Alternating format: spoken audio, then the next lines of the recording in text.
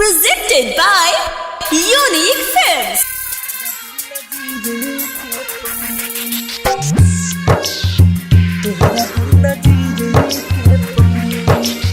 सोचले न रहनी कब गोरिया हो तोहरा बिना जीरे के पड़ी।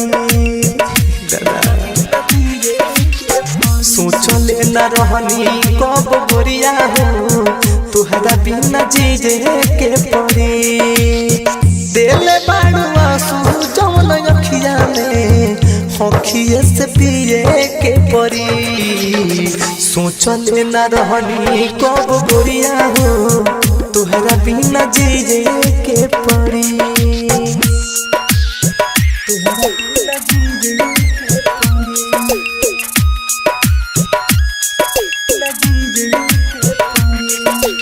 Music director DJ Ranjeet Siwan.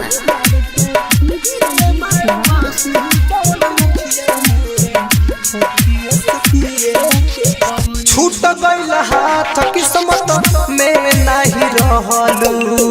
हम चाहनी तोहके केहू और के तू चहलू। हाँ हाँ छूट गइल हाथ किस्मत में नहीं रहलू।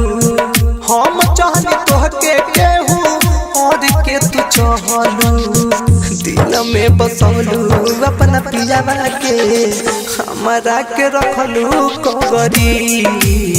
सोचले न रहनी कब गोरिया हो तोरा बिना जीरे के पड़ी।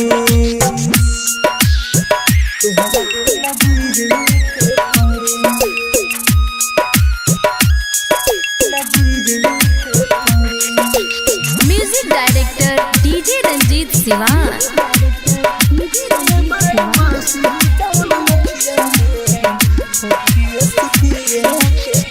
आस पर कास के तू तोड़ दिल बारू। घायल रतन जैसे मुँह मोद ले बारू। हाँ हाँ आस पर कास के तू तोड़ दिल बारू। घायल रतन जैसे मुँह मोद ले बारू।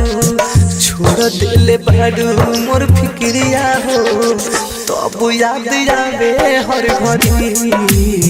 सोचले न रहनी कब गोरिया हो तोहरा बिना जीरे के पड़ी।